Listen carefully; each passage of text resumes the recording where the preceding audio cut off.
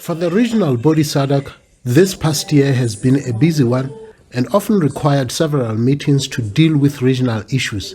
But in the upcoming phase, the region will mostly be preoccupied with national elections. I'd like to join the Executive Secretary in wishing Lesotho as well as Angola well in the upcoming elections and hope that they will have a peaceful, fair, and very stable election. I also believe that as the organ, we should congratulate our brothers and sisters of Kenya for the election which appears to have proceeded smoothly. But on the agenda, once again, it is Lesotho still battling with the reforms and this time attempting a bold move to reconvene a collapsed 10th parliament. It is therefore so debilitating that in that last minute that we have failed to proceed with the Lesotho reform process. It is still critical that we must. So as leader of government, I'm looking at the options that we face. One of the options is to recall Parliament. And I'm working with my lawyers to see what is required for us to recall Parliament for a very brief period of time to come and deal with their unfinished business. Meanwhile, an expert on the use of ICT in elections management says the use of technology will help bring transparency and credibility to the outcome of the election results, provided the necessary processes are adhered to. Technology is not a panacea for all electoral problems, but it is a tool like any other tool that you can use. Without human being, it cannot work.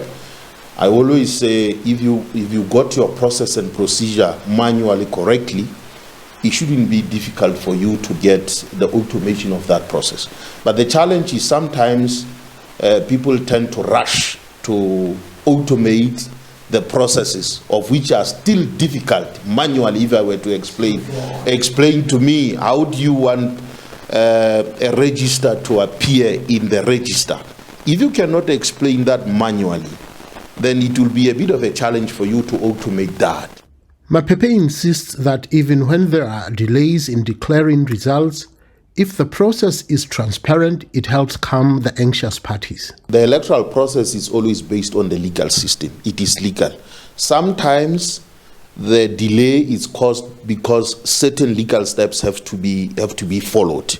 And then because it's a critical process, everybody is careful to ensure that no mistakes are done. But like you are saying, it should be easy. So number one of the challenges you may find that some of the staff that are working for EMBs are ad hoc staff that have been employed only for elections. And sometimes you have people who are also there with their own political agenda. It's a bit of mixed factors that contributes to that. The challenge is sometimes these things are done in a very, very ad hoc manner without properly following the proper standards of ICT.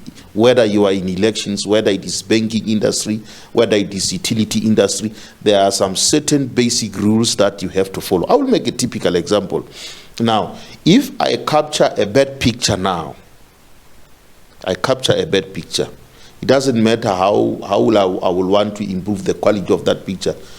It will still show that the original capturing of this picture, the input is bad. So that is one thing. So sometimes we want to correct the output of the results when we did not correct the input. The Lesotho IEC has confirmed that it has corrected all the 20 constituencies in line with the court ruling, while on the other hand, the country awaits the reconvening of the collapsed 10th parliament. Rabelang Khatebe, SABC News, Masego, Lesotho.